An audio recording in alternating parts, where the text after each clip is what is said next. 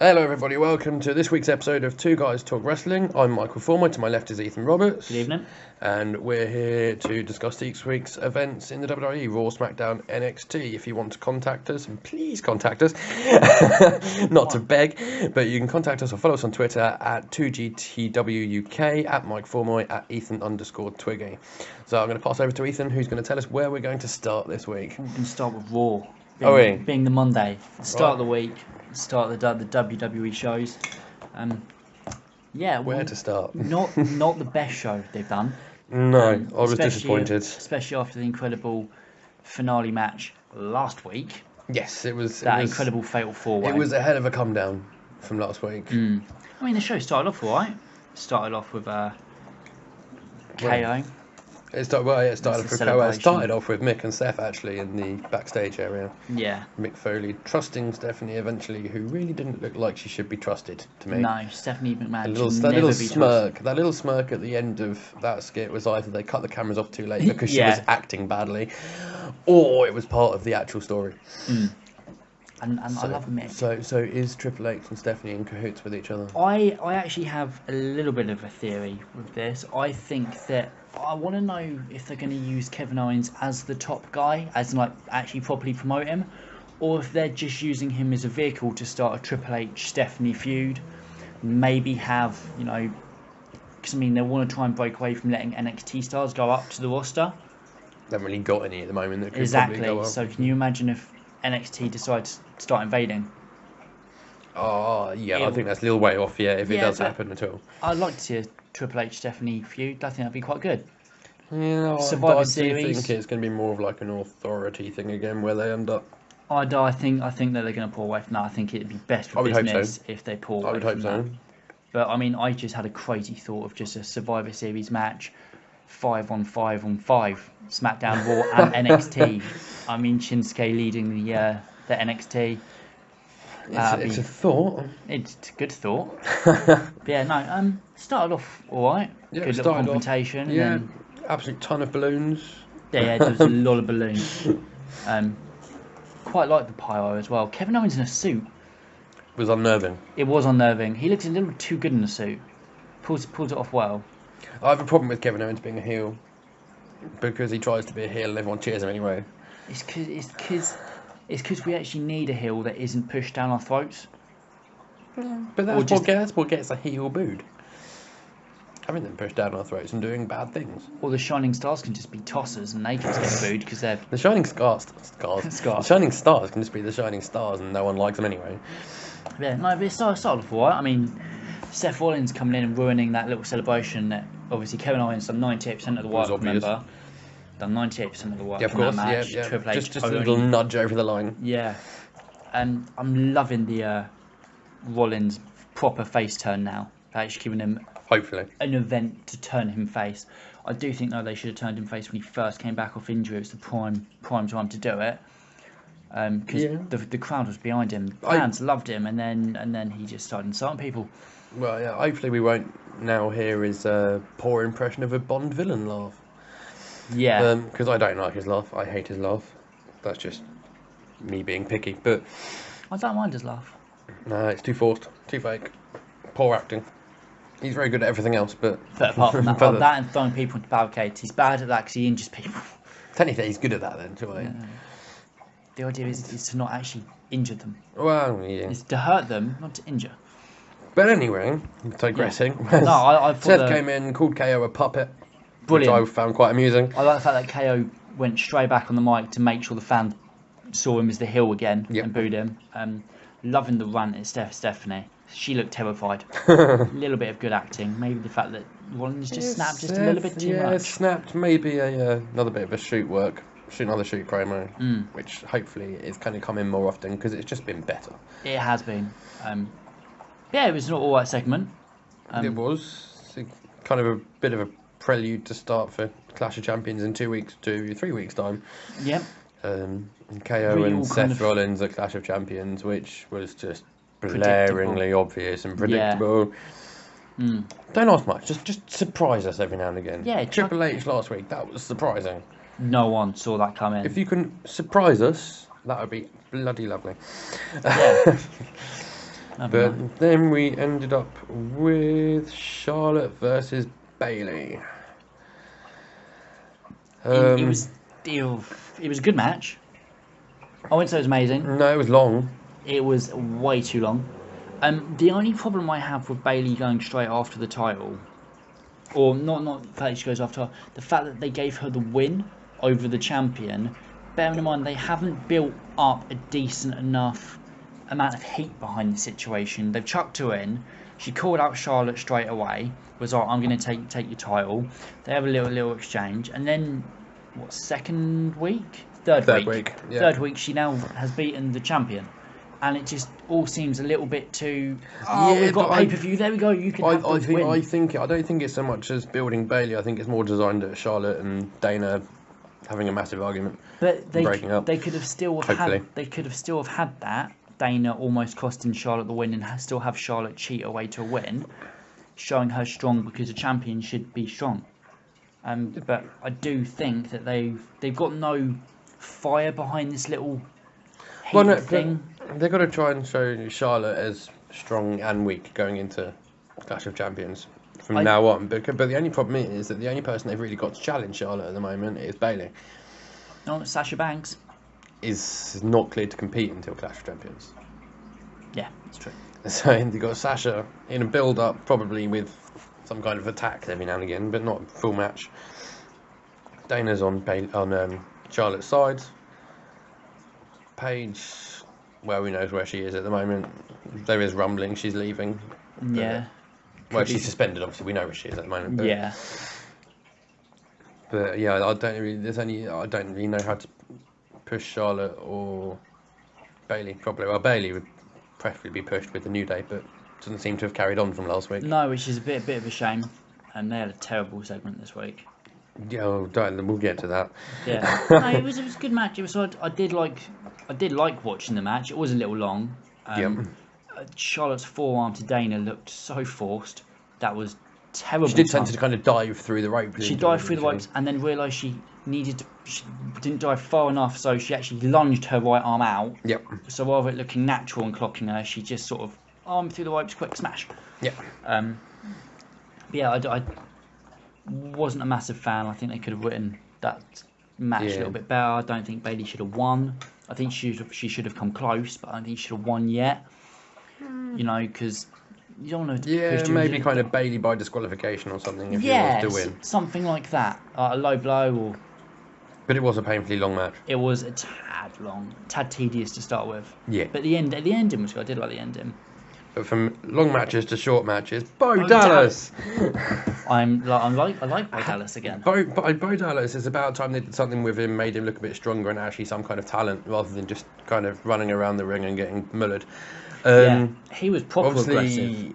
He's been in trouble recently. He got done for drunken sortie on the plane, which was just superb. And then gets rewarded with a ginormous personal win. Well, that said, tonight, I think it is, he's supposed to be in China facing that new Chinese bloke that they've signed, that I can't think of his name off the top of my head. But he is. But they were trying to. I think they were trying to show him as a credible threat to the new signing going into that match, because otherwise they're just putting up against the talent they've wasted for the last 2 years. Yeah. But long may it continue. Yeah. If they can push Bo a little bit like that. That'd be nice. Into the cruiserweight, I suppose. If you look at that side. Yeah.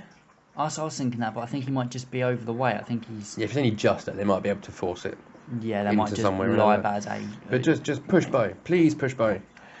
Oh, he's a good talent. He has this crazy smile whenever he wins. Crazy smile. He has got the smile of his brother. Yeah. Bray Wyatt, bearing in mind, they should have been a tag team. He should have been Bo Wyatt, part of the Wyatt family. Let it go. No, I will not let it go. They wasted Bo Dallas when the Wyatt family was the Wyatt family, when it was good. They could have had a fourth member. They could have had all of the male But you've been putting this argument in for a year now. Yep, I'm still disappointed. But no, I'm liking Bo Dallas. He was very dominant. He showed a lot of good technique as well. Yeah, really it's about time they actually showed him pulling off some moves and not just getting squashed. Getting rid of that whole Bo train thing as well. Yeah, no, they definitely good rebrand. It's good for them. Needed it. Bit of seriousness. Yeah, which I think a lot of the stars needed, and they have done that this week. And Braun Strowman, Nia Jax, getting there with them as well, but we'll talk about them in a bit. Yeah. Yeah, then it sort of goes to Jericho backstage, bigging up to Kevin Owens. It's going to hurt Seth Rollins for him, and they hug and say their best bumps and stuff. Of course, Kevin Owens is the longest reigning WWE Universal Champ at what is, when we record this, 10 days. Yes. Now. We recorded it, 10 days. So, this Thursday is now 10-day reign for Kevin Owens. Still 10 days. That's still more than Christian held the title for. Yeah, this is true. So, yeah, can't go on, can't complain with that one. No, but he is the longest reigning Universal title champion. But yeah, Rollins Jericho match. What did you think? Reasonably good. I thought it was pretty good actually. I suppose it was just a match of both of them doing the best moves that they know, sort of thing. It worked well, Yeah, good just chemistry. Two angry people for two various different reasons. Rollins is definitely on top of his form, and just like last week, Chris Jericho was selling the moves well. He was in the right position. There was no stuttering or anything. Yeah. It was a nice fluent match, and the counter at the end for the pedigree. The spin into the pedigree was that was very, a very thing good. Of beauty. We've mocked Rollins pedigree at time to time. But that was spectacular. But it was very good. That was a very well sold pedigree, and I like the fact he kind of looked. Maybe at the camera that's at the same time. the Triple H Seth Rollins angle. You start my move. I think it is going to be a case of obviously they're going to have a rivalry. You start my move, I won new titles. Yeah. It's going to be a case of that. So good little message. But yeah, it was Triple a H. reasonably good match. But it was, as far as Raw goes, it was a good first half of Raw into that match, which then led into Sheamus Cesaro, which was... To be fair, the match was ridiculously short compared to the last ones. Yes. The time that they had a very good short match. They worked off Cesaro's back injury. Yep. It was a good, fluent match. It was solid. We all knew Sheamus was going to win that match. Yep. It all now comes down to a question of what are they going to do to finish it, because the rumours are... I know for a fact as well, last night, which at this point is Wednesday, Cesaro won over Sheamus in London. He did. So it's 3-1, yep. That's annoying. Because I didn't know that one yet. I caught the result last night. Because the rumours is that Cesaro only has 45 days left of his contract. He hasn't re-signed it yet. So the rumour was that they were going to have him lose 4-0 and him not re-sign the contract. The rumour mill in full force. Yes, which would have been good for Sheamus, 4-0 win. But I just don't want them to do a 4-3, look at me, a baby face Cesaro. Yeah. I don't want that. That's cliche. That's boring. Ideally, I want Sheamus to win the next one and win it 4-1. I'd take 4-2. I would take 4-2.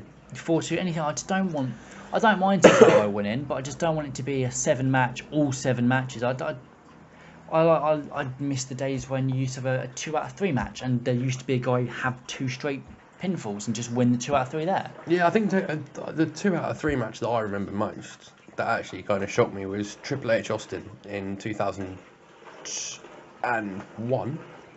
Had No Way Out, 2001. It was the first 3 stages of Hell match, and it was a normal full street fight in a cage match. And no one saw Triple H's win coming, because I think Triple H was behind. I can't remember who was behind from the first fall, but just no one saw it coming. And that's what you want to see. You want some surprises.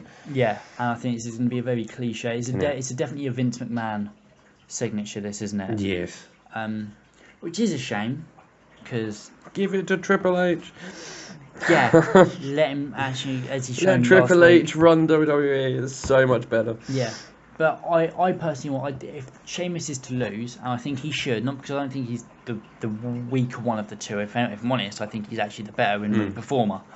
But I want to see what Nexus done when they broke onto the scene and just demolish everything on their debut. Yeah. I want to see Cesaro lose and him just snap, go, I can't believe I've just lost. I want him to put Sheamus after the pin count's gone through, barricade to the table, rip up Just everything, angry. hit the officials. I want him to just wreck everything at the end and just have crazy Cesaro.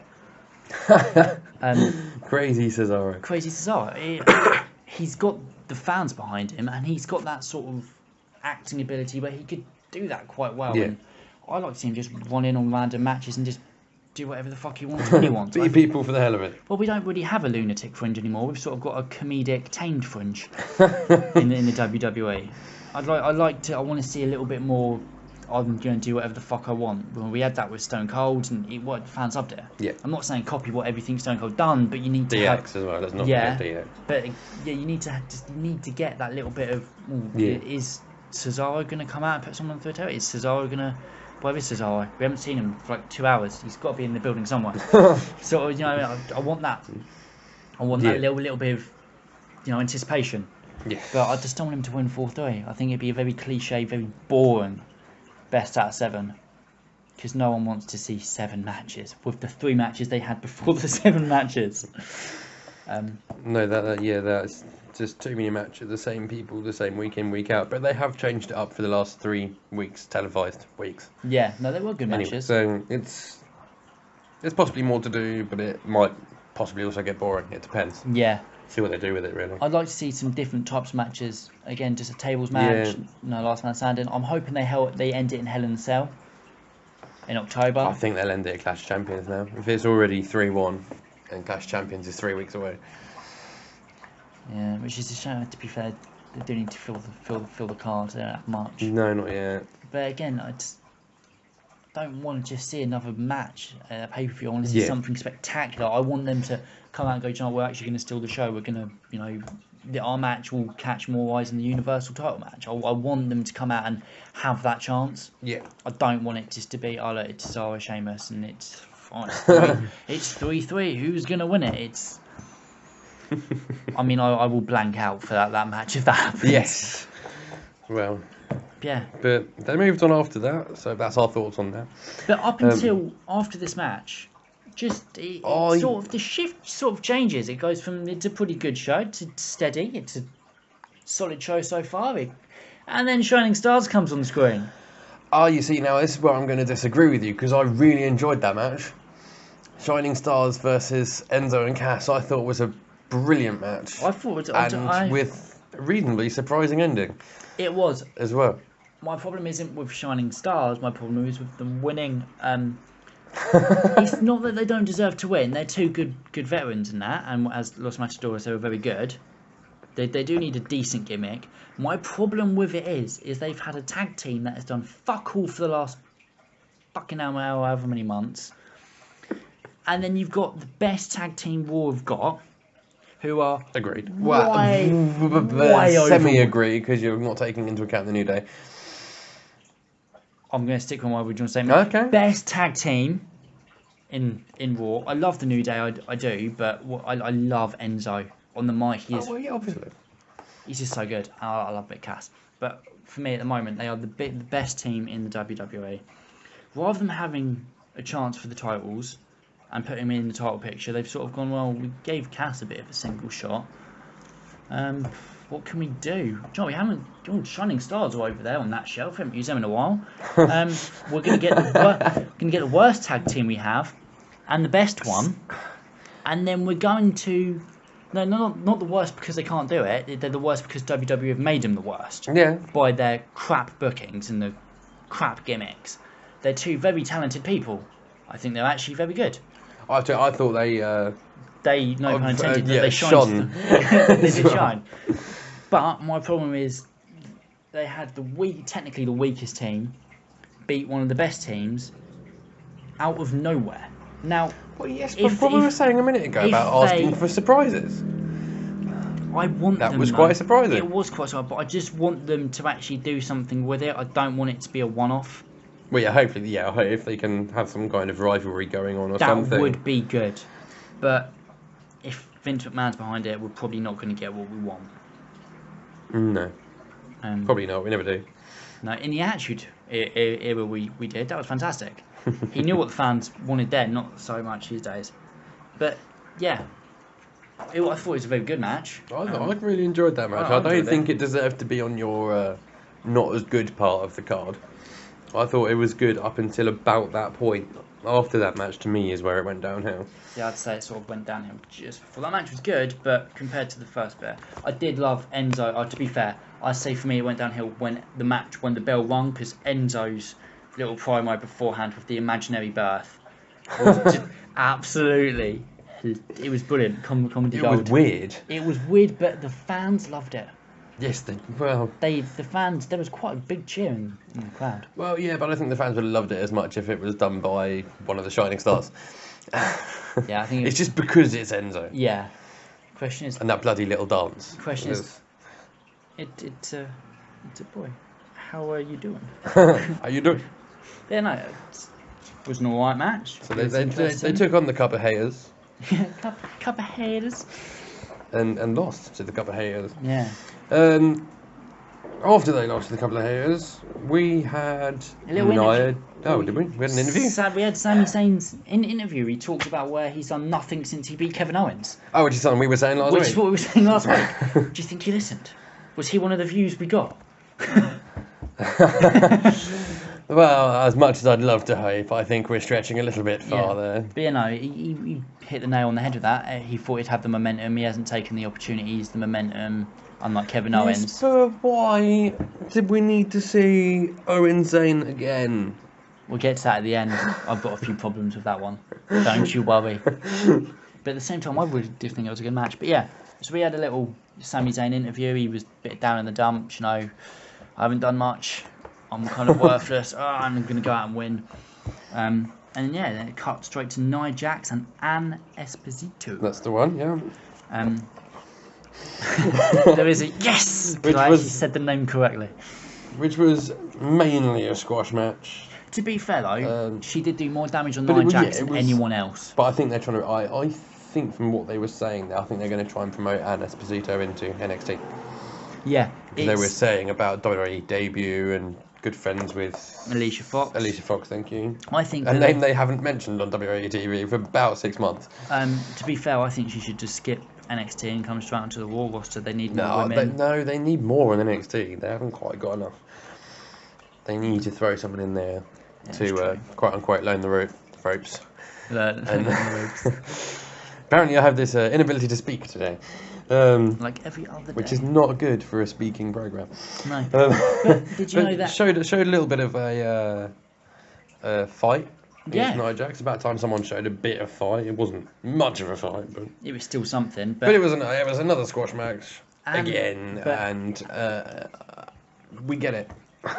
Nia Jax is strong. Yeah, but I think the reason for this match being not only is that not her real name, obviously, but she's actually from part of the crew that sponsors WWE in Italy. Believe it or not, she's actually been with the company for a little while. Sounds about right, yeah. So I think that's why, one, they've put her straight onto Raw, two, they're going to put her into NXT. And Hopefully. that is why she's such good friends with Alicia Fox. Alicia Fox has also been around in that promoting a little bit, hence why we haven't seen her so much. But I think it's good because it now sets up Nia Jax could potentially be facing Alicia Fox at Clash of Champions. In a skit that I found hysterical. It was really funny. Just She Alicia just went Fox crazy. just absolutely bringing back her crazy gimmick. Just because- chucking the tissue, the box of tissue hit Nia Jax Right in the right face. in the face. But it's good. I like Alicia Fox's crazy. It's That just was very good. But at least Nia Jax will now have an opponent with some validity. We know that Alicia Fox can wrestle. We know she's had wins in the past. She's had some big wins in the past. So it'll be a longer lasting match. Nia Still Jax, won't win. Nia Jax is still going to win. But at least when she beats her, it'll be okay, well, Nia Jax is just beating someone that we all actually know, rather than that person there. Yeah, that's exactly.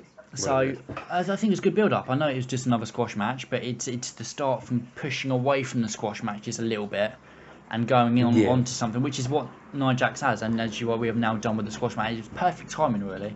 But my problem is, I am going to skip forward a little bit as well. My problem is that they're running Braun Strowman and Nia Jax simultaneously in similar kinds of storylines. Yeah, but Because Braun Strowman had a little bit of resistance from Sin Cara this time. yeah, there is. I've got a little problem with that one. Braun Strowman shouted at the end, "Get out of my ring!" Oh, sorry, stay out of my ring. Like Sin Cara's coming back. Yes. Is he coming back for seconds? I Yes. personally wanted to see Braun Strowman absolutely destroy Sin Cara after the bell went, and I wanted to see him destroy him again once he'd got the pinfall. But he didn't get the pinfall. No. I just wanted to see Braun Strowman put Sin Cara through barricades and stuff like that, if I'm honest. Oh, all in good time. I think Barricades is more looking at kind of pay-per-view territory. Yeah. But I'm interested to see where they go with Braun Strowman. But again, with Braun Strowman, as I said a minute ago, we get it. He's strong. But yeah, but at least, again, they've given him an opponent with some validity. He was an NXT Tag Team Champ. Oh, come on, he's an NXT Tag Team Champ. Him and Kalisto were a fantastic pairing. They had some fantastic matches. They always got the crowd on their feet. You're telling me that when they didn't come on a pay-per-view, you weren't going, Lucha, Lucha. Of course you were. We all were. So, yeah, and I quite like Sin Cara, actually. I've always thought he was a good wrestler. This Sin Cara, not the previous Sin Cara. Now, this is the part of the show where it all went downhill. Let's start with Gallows and Anderson, shall we? The old day segment. Though this doesn't have Vince McMahon written all over No, it. it's not like they were trying to copy anything back from the Attitude Era at all. No. The only way it could have been any more ridiculous is if they used the midgets that they used to use. Yeah. To be fair though, it was only salvaged ever so slightly by the actual New Day themselves. Yes. Because when they were doing the little dance and the old Biggie hit the young Biggie, and Biggie sort of was doing his, miming the stick whack and sort of little shoulder. Mime on podcasts don't work. Yeah, no, he was doing the mime. It was just funny. It was that bit I quite liked, and then they beat up the old Day. That end bit. Yeah. I quite liked, but up until that, it's just what I was saying before. Gallows and Anderson, they need to keep the comedy on the Titantron. Well, yeah, but it wasn't particularly comedy. Okay, they need to stop trying to be funny. It was cringeworthy, and I'm a man that loves his comedy, but that was just scraping bottoms of barrels. It was absolutely naff. There was no other word for it. If you want validity to Gallows and Anderson wanting the fucking New Day, win. just get them to come out and beat people up. Yeah. Life would be so much better. Just start having squash matches with them. At least start showing them strong again. We need to get away from, we're in the old fart business. It's it's a little comical, but you don't want that from the two people that are supposed to be. Yeah. The people, they are the revival of Raw. That's what they're trying to be. The people that should be beating everyone. They should be the dominant force. They put the Dudleys through a table on their retirement. Why didn't they continue that? Why don't they have... They're just doing this, let's try and make them funny. They don't need to be funny. If you want funny, you've got the New Day, you've got Enzo and Cash. You don't need another funny tag team. You need someone that's actually going to come in the ring, beat people Enzo up. and his stupid dance. What, the one backwards one? No, just a little heel to toe forward. I love it. I do love Enzo. No, I was actually really disappointed with the Gallows and Anderson. To be fair, it's the New Day's worst feud that they've had since being tag champs. Yes. It could have been something very good. I was, really hoping that they'd push the boat out a little bit and actually do something really decent, but they've just let it flop a little bit. And then, to top all this off, this worst point of the show, they go, do you know what? We haven't done bad enough. So what we're going to do is we're going to put Darren Young on the screen with Jinder Mahal, who is slightly better than Titus. Now, I have to admit, I kind of zoned out during this match because, again, Darren Young, no idea. Well, he wasn't selling the moves. But again, Jinder Mahal, why have him lose?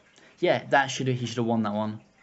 At least give him a little Even have push. Jinder Mahal win by DQ. No, even by like Titus interference, have Jinder win. Just have Jinder win, but Darren Young somehow got the win, so he's still the face in this apparent rivalry that we're apparently interested in. Yes. I mean, Titus O'Neil was about that match, but it was just naff. It's the worst feud I think they've ever had. They tried it once before a couple of years ago. They broke up Primetime Players, and the feud lasted about a month. And a not very good pay-per-view match, if I remember. No, and then Darren Young sort of disappeared a little bit, and then they just brought back the Primetime Players. Well, no, they don't know. Slater-gator. Don't forget Oh Slater. God, don't forget Slater-gator. When Titus O'Neil actually had a decent tag team partner when Heath Slater. Yes, but they still just had them keep losing. Yeah. But I think we've said enough about Darren Young and Titus O'Neil. I don't think it needs to be spoken about. I swear to God, if they have a anymore. match at Clash of Champions, I'm going to smash a glass on someone's head. They will have a match at Clash of Champions. They will. Don't say bad things like that. It won't even be on the pre-show. We'll have to sit through it when we watch it together. When we sit a ridiculous o'clock in the morning in England and sit and watch that pay-per-view together. We will have to put up with and still try and write notes. It's going to be 2:30 in the morning. bearing in mind, chances are I have to get up at 4 in Do the you know morning. that the for worst work. part of it would be the match before the main championship match at the end. Oh, don't say that, because I fall asleep during that match and miss the championship match. But yeah, then Moving on. the show got slightly better. It changed direction again. You know, we had the Braun Strowman, Sin Cara, and then Who thought that Sasha Banks was going to say she needed surgery and was going to be out for months? I genuinely thought she was almost crying. Very good. It was very good acting. Brilliant work from Sasha Banks. Yeah. But it wasn't. She wasn't. She's still there. She's going to be at Clash of Champions. She beat up Dana Brooke. Yep. After Dana Brooke received a serious slap from Oh, Charlotte. and got called Miss Piggy. Which was pretty. I think it's just saying what everyone else was thinking. See, but this is where the show sort of turned back around again, because then you had the last match after that, which was KO v Sami Zayn. So you had all the good matches at the beginning, 2 shit ones in the middle, And some poor segments. then a couple of poor segments, then you had Braun Strowman beat up Sin Cara, Sasha Banks comes out and talks, and then you had KO... Right. and you had KO Sami Zayn. Now, I don't mind seeing these two wrestle, they always put on a good show. But, could it not have waited for a pay-per-view match? Oh, could they not have Where just Sam- left it and where had Sam- KO face someone else? Yeah, but can you imagine if they'd left that for a pay-per-view match and Sami Zayn won the title? That would be something we'd want to see. Yeah, but that's down the line somewhere. They could have just let us have our wishes and not have to see the same match again. They did sort of ruin the first match. It's bad enough we've got to see Sheamus and Cesaro at least one more time. Yeah.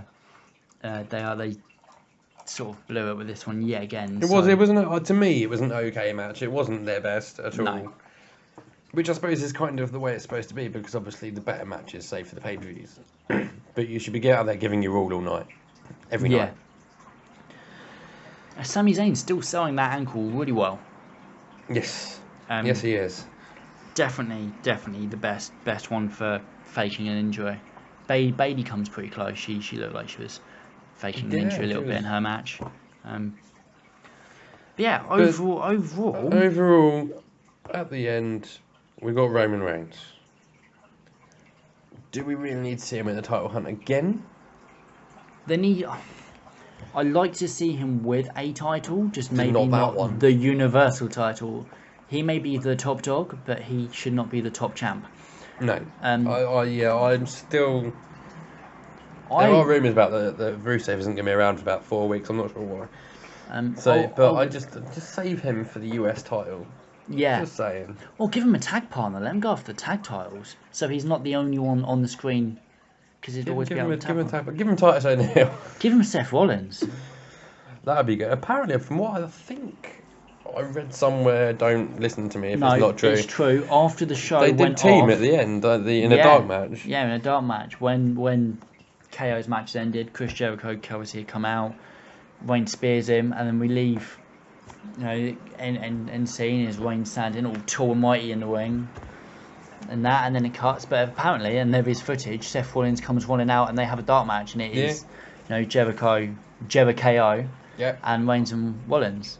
So, you know, I can somehow see this match at Clash of Champions being a fatal 4-way again with Jericho as well.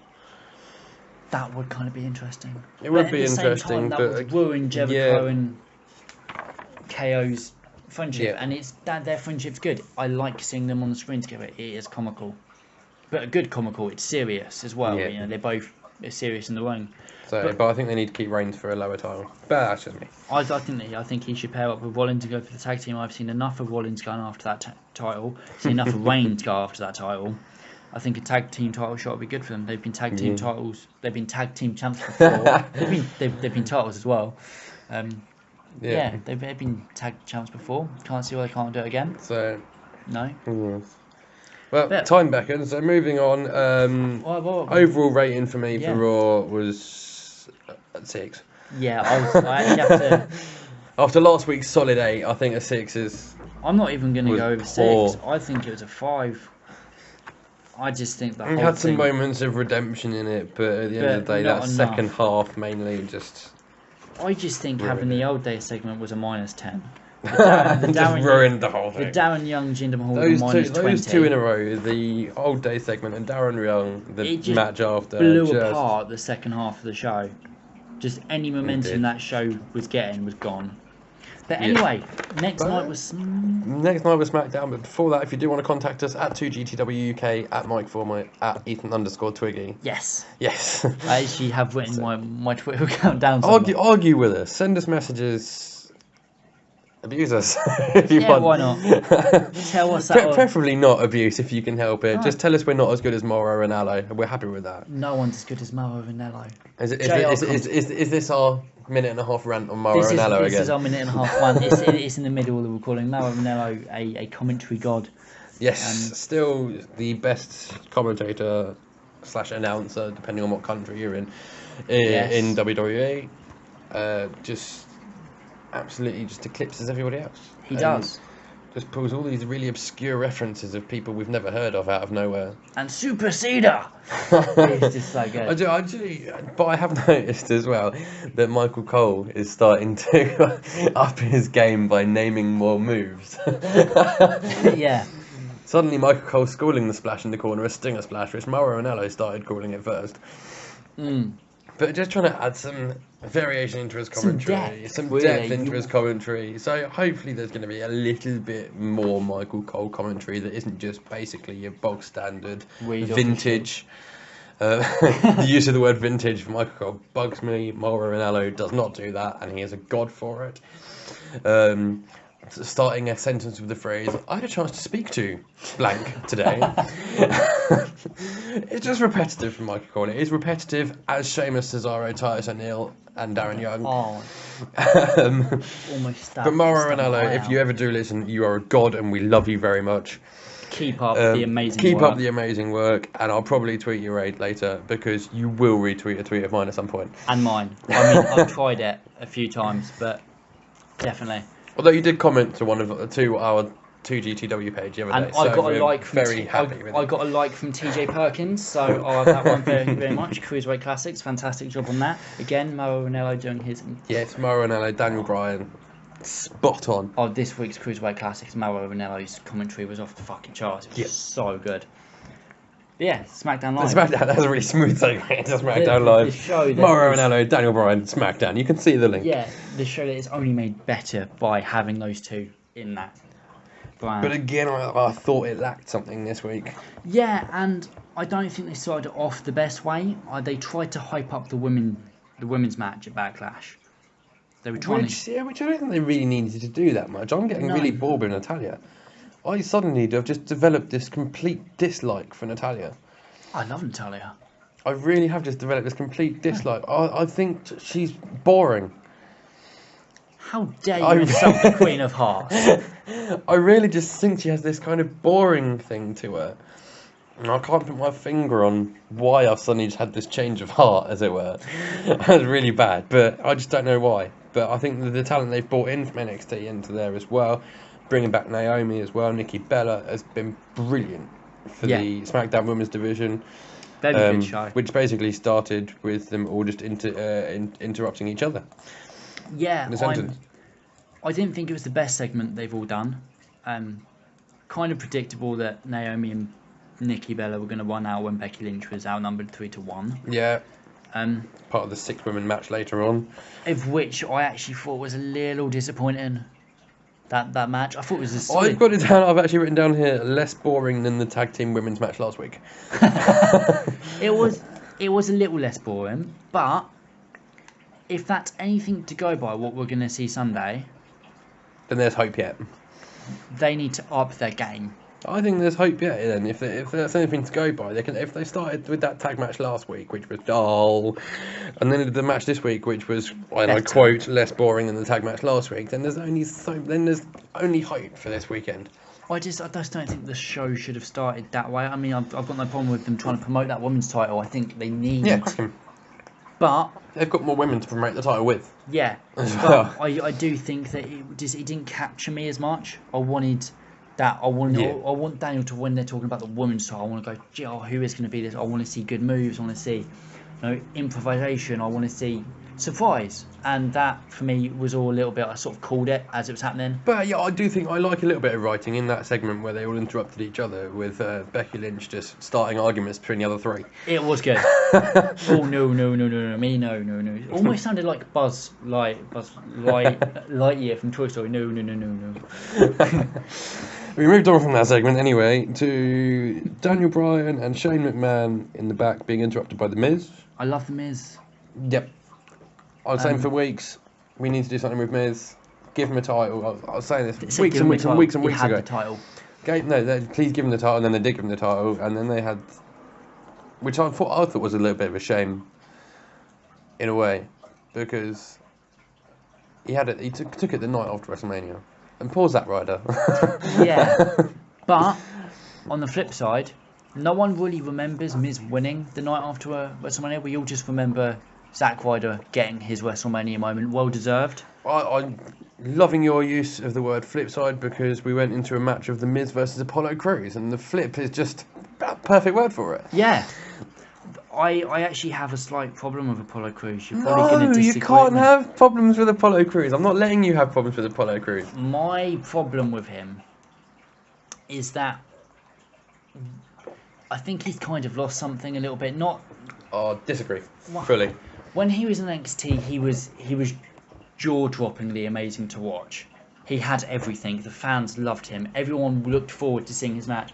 Ever since being on Smackdown, though, he's in the ring, and I'm not as gripped as I was when he was in NXT. I wholeheartedly disagree with you, sir. It doesn't get much British than that, but I want to see a little bit more from him. I disagree. I think he's adding more and more moves to his repertoire, and he's so athletic, and he sells it all so well. No, I agree. I don't understand how you're disappointed with him. No, I think he's an incredible in-ring talent. I also think then you're going to hate me for this. I think he's got a lack of character. I disagree to an extent. I think they haven't done enough character development. Yeah, this is what I mean. Yet, I think once they do that, I think he'll start having that spark back, because he's a fantastic performer. I love seeing his flips, but I don't look excited to see his flips. I'd love to see him just go a little bit batshit crazy and just kind of punch people while shouting, "My name is Apollo Crews." Not Creed. Just something to. Poor Daniel Bryan. I know. First night at SmackDown Live, and he calls Apollo Crews the wrong name. Yeah, but they did have a good little. Oh, they've been taking the mickey out of it ever since. It's been brilliant. Yeah. But I want to see a little bit more from him, character development wise. I think that will then show in the ring with the characters working with his moves, and I think it'll blend better. But I really enjoyed the Crews Miz match. I think it's great to see Miz fighting, acting wise obviously, but fighting with some fire. Yeah, in his fight until he got hit in the face and retreated pretty quickly. Yeah. Again, but at least it's a start. But that's part of the character development. They want him to be called a coward. They want him to get angry when people call him that for the. I'm assuming the inevitable just snap. I expect at some point there will be a snap. I did love Ziggler calling him in the ring and then him getting Maurice to go get the title. I know it's not the done thing in WWE anymore, but my inner younger attitude era loving self was so calling for a zigzag on Maurice when she was walking away. I so called a super kick before she picked the title up. They wouldn't have had him kick her in the face. Oh, why not? But just a zigzag from behind onto the mat would have just been the perfect ending to that segment. The only problem with that, though, is that would put Ziggler more of a heel because he's attacked a woman. When they're trying the fans don't really like Maurice anyway. It's not the point, no. Again, he goes back to that character development. Do you know what I mean? I mean, if it was China, for example, you can get away with it. She was the only woman to ever hold the Intercontinental, a male title, we're told, designed for the men. And if he'd zigzagged her, that would have been amazing. But, unfortunately, she's no longer with us. A little bit of a shame. Yep. But it was a good segment. It wasn't bad. It was a good match. I quite enjoyed that match. I think it's a very good rivalry. I know we've seen it all before, but they're both. It's obviously not really going to be that much of a rivalry though, because Miz goes 1-on-1 this weekend with Dolph for the Intercontinental title. Yeah, but we've had a good. As much as I would love Dolph to win that title, I still think the Miz is going to carry on holding it for a bit longer. I think the Miz needs to carry on holding it to help build his character, or they do a complete flip and have Ziggler win it after Miz tries everything, but we need to have Miz the dominant one through the entire match. He's trying everything to quite Dolph Ziggler, and when he's reaching down deep for that one move to put him away, and then super kick, Ziggler gets the win, and then Miz just snaps. That could be a trigger. That'd be interesting to see. I have a question for you. Yes. Do you think AJ Styles is angry? My God, he might be a little bit angry. He is a tad angry. That poor guy's phone. That he threatened the guy with the headset and his family. Yeah. How's your family? It's a nice family. Smash the phone against the wall. There is something that they didn't actually talk about at all on SmackDown. Was last week after the cameras cut, there was a dark match after, and AJ Styles stayed on the ropes the entire match. There is photograph and video footage. He stays on the match, so when people are bouncing off the ropes, he is actually still screaming in pain. He is there for an entire another 15 minutes of match. That is superb. Which credits to that one, because now it's just a thing. You talk about dark matches just quickly. I have a question for you. What is the point in writing John Cena out if he's going to be in a dark match after SmackDown? As he was this week. Yeah. I don't have I am also glad they are finally fading out having Raw superstars on dark matches after SmackDown, and vice versa. It's taken them long enough. But it's just, why have Cena on a dark match after SmackDown? Because the fans still want to see him, like. But if he's written out, he's written out for a reason. If he's written out, then he shouldn't be at the arena if he's got things to do. So he's been written out because he's got things to do, but he's still there at the end of the show anyway. The fans want to see John Cena. I like John Cena. I don't care what the fans say. It just means you can't see him on TV. Oh dear. Yeah, no, I love the AJ Styles at the moment. I think it's quite funny. Brilliant for his character. He's just again, it goes back to he is comical, but he is serious. He knows when he needs to be serious. He knows when he needs to do a good performance, and he knows when he can crack a joke or two. He's good enough to do all three. It's good to see a top star like him be able to pull it off.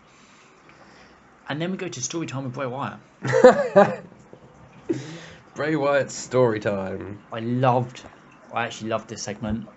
It was creepy. It was is brilliant. what it was. It was amazing. I love Bray Wyatt.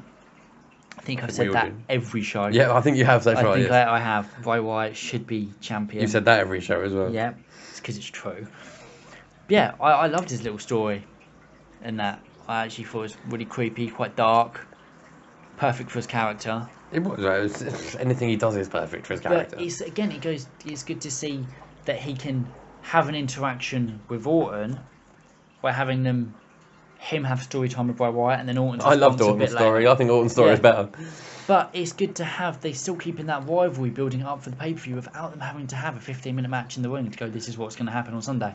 Well, I think they've got to wait for Orton's head to actually attach back together again, with the staples. I think even if he didn't have that cut, I still think they would have gone down the same route and not have them meet until... There is a story writer somewhere, there is a writer on SmackDown somewhere who is writing things very, very well right now. And if he is ever listening to this, well done you. Yes, congratulations. Little round of applause. We are a good fan of SmackDown. Maybe you could advise the people on Raw. Or just keep putting all your efforts into SmackDown and we'll just tromp Raw. Make it the better show. Yeah. Done the 6-women tag match. As we said, less boring than last week's. And then we had the American Usos. The American Alpha versus the Usos, which was over in 30 seconds. I put, holy fuck. But to me, I think they, as brilliant as the next bit was, and we'll get to that in a second, I think they missed a beat because that match between the two of them could have been epically good. I think the reason they've done that is to save it for pay-per-view caliber. But then you've got one as a heel, one as a face. And that's a good rivalry. Yeah, but like your AJ and Cena who just put on a show. The American Alpha and the Usos could have put on a very similar show, both as faces, both as baby faces. Let the fans decide which one they want to win.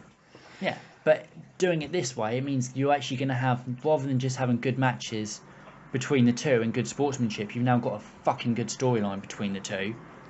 But who knew that the stupid smiley Usos could actually pull off a mean face? They were so angry. Poor Renee Young. She looked terrified.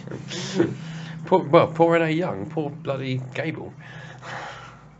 He can take it. But No, do you know why? that It's because he is ready, willing, and able. That was actually one of the Best better heel. segments. No, one of the better heel turns that I've seen. I've seen some appalling ones in the past. I've seen some brilliant ones in the past. It was somewhere in the middle. But it was as good as seeing Seth Rollins hit Dean Ambrose and Roman Reigns in the back with a chair. It was very good though, and then the Usos showed a really randomly vicious side. It's about time. It's what they needed. It had everything. It showed American Alpha as the baby faces. It also showed them strong, being a 2-time champion or tag champs in the Usos. But it also showed the Usos going, obviously what we're doing isn't working. Fuck it. But I love the really weird kind of submission and splash onto the other leg. Yeah, that was brilliant. That's brutal. Who came up with that? He's fantastic. If I'm honest. Again, well done to you. Yeah, it was actually. I think it was personally for me. It's the best segment in SmackDown this week. It was a brilliant heel turn, brilliant performance. But now we know that Gable is unable to fight. So at Backlash, there's going to be a second chance match between the Usos and Hype Bros, which preferably on the pre-show, to give them a little bit of time to recuperate for the actual tag title match. But it's obviously the Usos are going to win. They've done this heel turn. It'd be stupid for them not to continue that momentum. We shall see.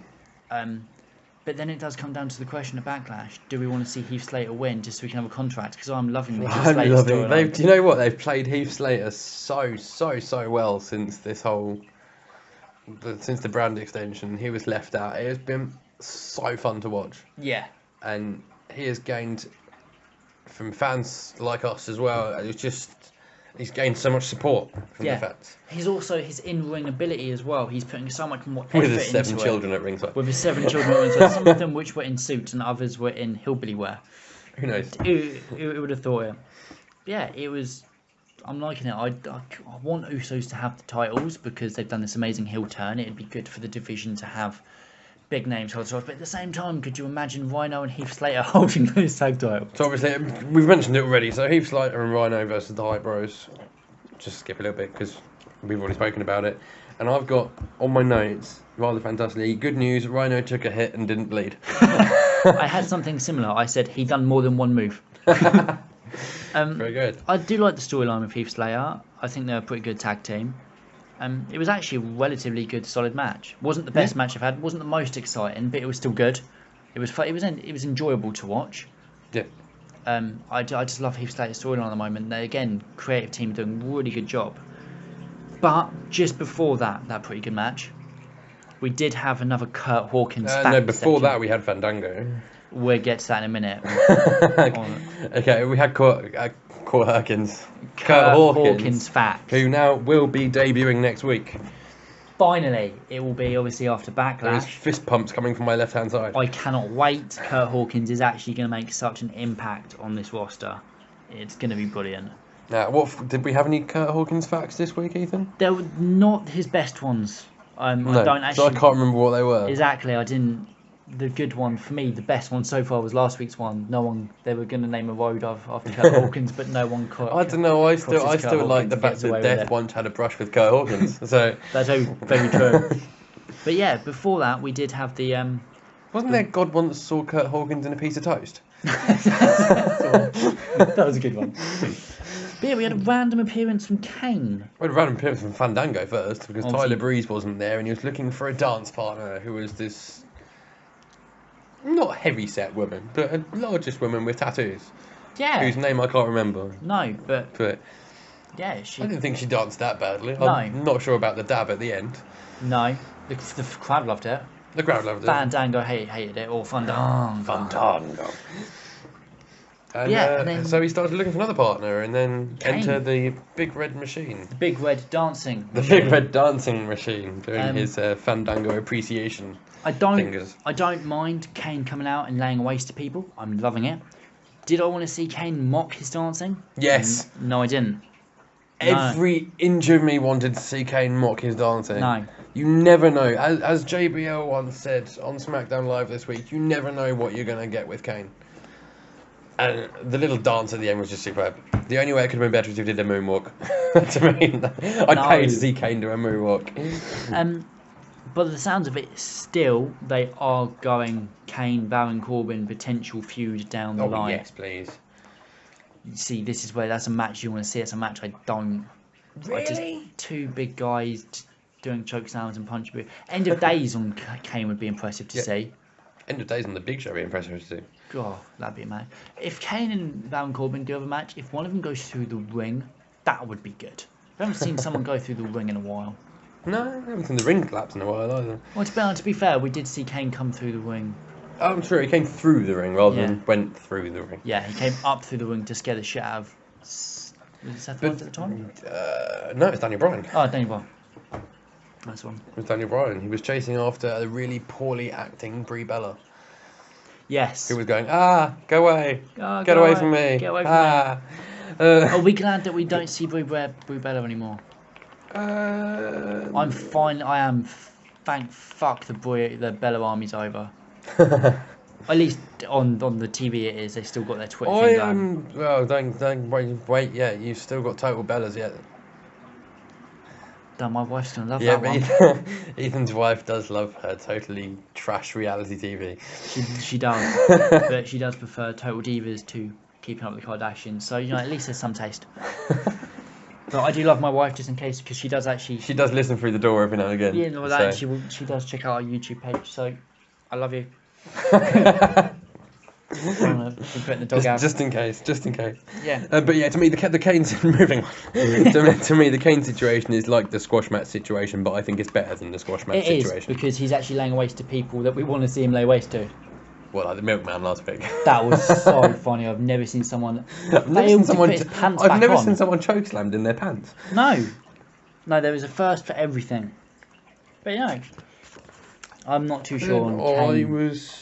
Corbin. I'm not too sure on the Kane. I think Kane Corbin would work well, but I don't know. We'll have to find out. Again, there's a very limited amount of stars on SmackDown right now. So yeah, if it's not Kane Kurt Hawkins, that would be a rivalry. I'd love to see Kurt Hawkins come out, call someone out, and Kane just. Well, we shall see next week. We shall see next week how it plays out. Then we ended the show. I was disappointed with the ending. I did like. I liked the confrontation. I do think Dean Ambrose needs to be more serious rather than comical. I don't know. I like the comical. Just it's a little bit too much. Yes. He needs to be a little bit more of a lunatic that is comical rather than what he is doing at the moment. Agreed. AJ Styles again on the mic, fantastic.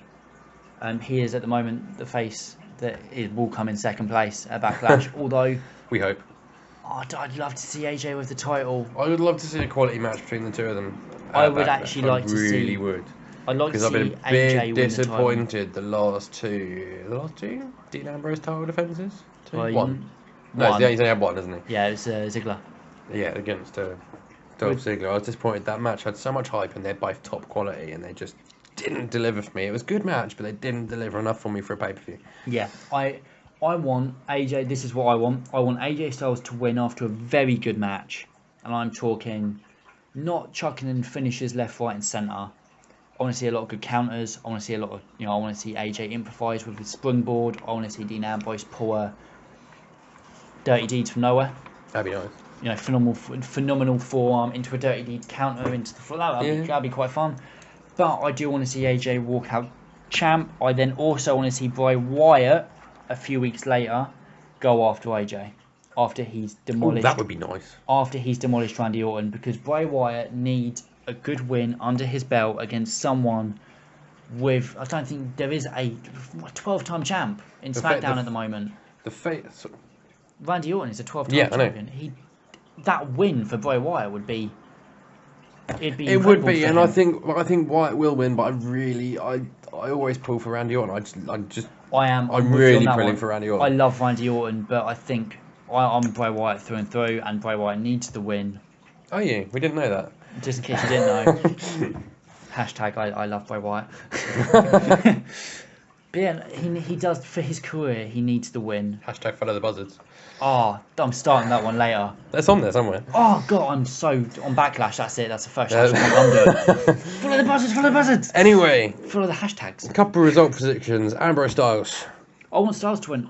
I want Ambrose to win that, but they need to use him better on SmackDown. Ambrose. Yeah, I think Styles is going to walk out champ on that one. I do. I'm gonna announce the next match, the tag titles. I'm just gonna say who's gonna walk out of the night as the tag champ. Slater, Rhino, Usos, or Hype Bros. Oh, it's a tough one because if Slater doesn't win it, he's not going to get a contract. But we all know that if he loses, he's going to get another shot down the line. The fans have taken to him so well. But I can see Usos walking out champs. I can see the Usos walking out champs, but I'm not sure they should. I think it's going to be a case if they're only going to walk out champs because they played dirty against Heath Slater and Rhino. I think it'd be a case of they either take out Rhino very early and then just taunt around with Slater, or they go for that submission cripple, frog splash onto the leg and sort of take out both of them. Miz Dolph. I think Miz. I think Miz will win that. Yeah. I think the Miz will win it, but I think it would be more interesting to have Ziggler win and have Miz snap. I think that should be the storyline. We need to see Miz have a little bit more. See, I disagree. I think it'd be better to see Miz win and Dolph snap.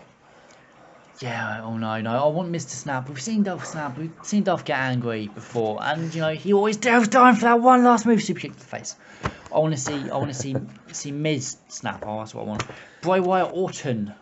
As I said, I'm pulling for Randy. I think Bray Wyatt might win. I am all Bray on that one. And if Bray wins, I'm just gonna rub that in your face.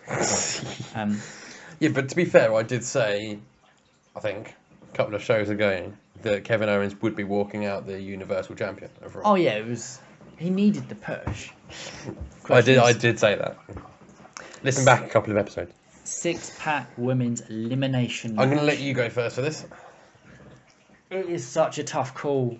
I want Becky Lynch. I'm a last kicker lover. I am. I think she deserves a title chance, but at the same time, I think Natalya would be a very good. Please no. Yeah, what's wrong with Natalya? I just don't like Natalya. And you know what? I reckon, as much as Becky would be a great champ, and I hope she wins, I reckon that it's going to Alexa Bliss. You reckon Alexa Bliss is going to I said it last week. I'm going to stick with my prediction that I had last week. I think it's going to Alexa Bliss. I reckon Becky Lynch is going to pull it out of the bag and Becky Lynch will begin. No, I reckon they'll just completely swerve everyone. No pun intended, in theory. See, they're pushing Carmella quite a bit, but I think they'll just go into a war with Nikki Bella for a bit. Yeah. But I think Alexa Bliss is walking out women's champion. Just damn. Okay, that's a fair shot. I think you're wrong, but... I think you're wrong to back Natalya, but there you go. No, there's nothing wrong with Natalya. But it does leave us with a slight predicament.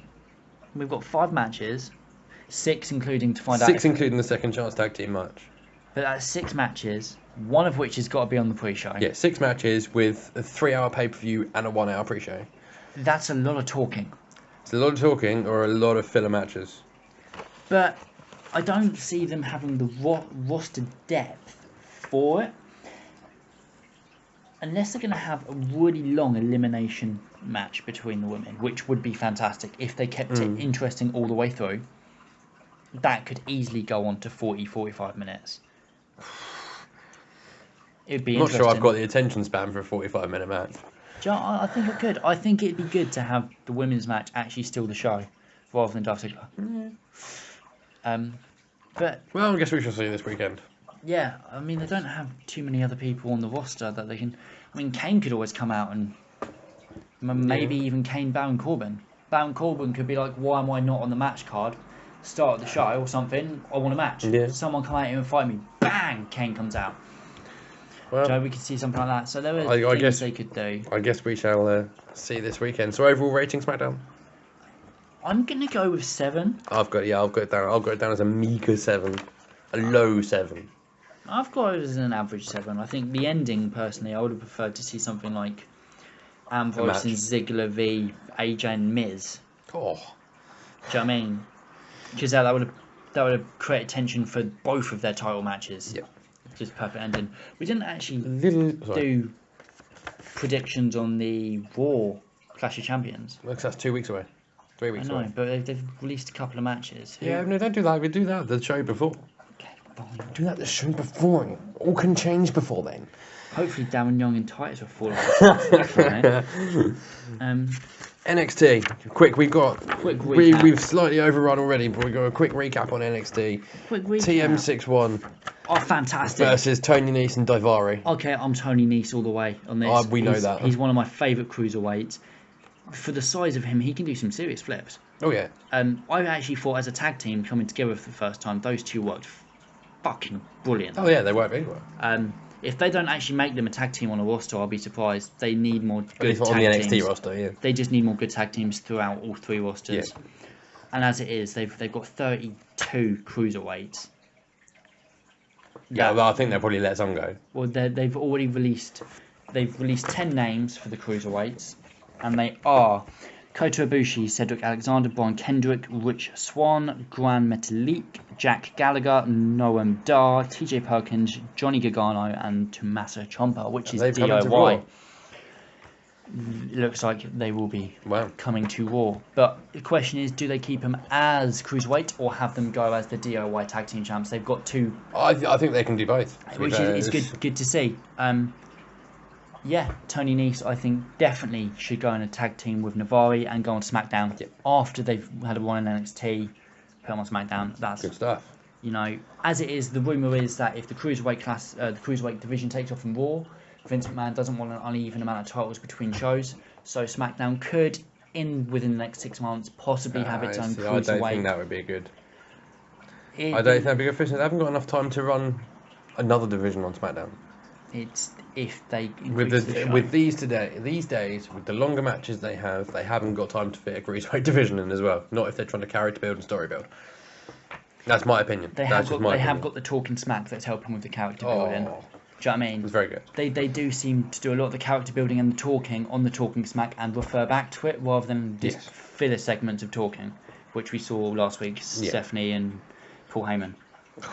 Do you know what I mean? So I think good work. If they had an extra half hour, be perfect. But it looks like we could get another 10 superstars in another cruiserweight class in the cruiserweight division on SmackDown. It'd be very interesting, especially when Austin Aries comes up to the roster. 202 pounds, easily fits in. Yep. Interesting to see. Probably will go to Raw when that happens. Would have thought so. But cruiserweight classics 2 weeks. Next week. Is it next week as well? Kurt Hawkins. Next week's final.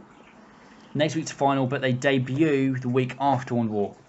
The Cruiserweight Classic final is live. Yes, the 19th of September, Yeah, so the Cruiserweight finishes next week. Yep, and then they debut on Raw the week after. Yep. So, I think we've pretty much covered it. Pretty much. And just a quick word towards Ember Moon as well from NXT. Her finisher. My God, I love that finisher. But they are now building towards a finisher move name because they did say after the move that she eclipsed her. So hopefully, because please remember what I said it should be called the other week, which was Total Eclipse. Yeah. So I might be close. Yeah, I might be close to that one. But yeah, and also and then Shinsuke at the end. Shinsuke, I think it was good to see Steve Cutler get a chance against the champ. He didn't stand much of said chance. He got like 2 minutes worth of course he didn't. It's Shinsuke. Yeah, but for how they've built Steve Cutler up to be aggression, you expected a few more punches. But Shinsuke toyed with him throughout the entire match and just kicked him around. A lot of kicks. Anything happened with Joe at the end, or was he just? He was just sat at commentary. Joe on commentary was actually amazing.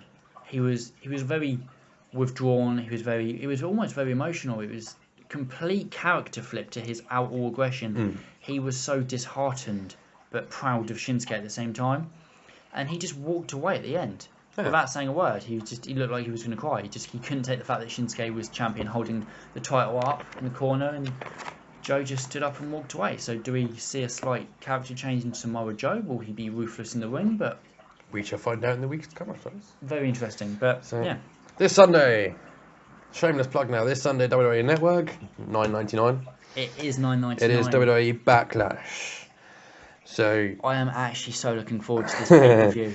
So we shall be trying to hopefully record a little short show next week if we can. Possibly on if Monday. we can find the time. If we can find the time to just do a little short show with a recap from Backlash, and we'll be back next week with our usual Raw, SmackDown, NXT review. And obviously we will talk about the Cruiserweight Classic final. Of course. Absolutely. Next week. I definitely think we should do at least 10 minutes on that. Yes, I we shall. cannot We wait. shall. We shall do our best. Yes. We do seem to be running over each week at the moment. Though. That's fine. I have been Twiggy at Ethan _ Twiggy. Hooray! And he gets it right. And I'm at Mike Formoy. Together we're at 2GTW UK, and we'll catch you next week. Definitely. Take care.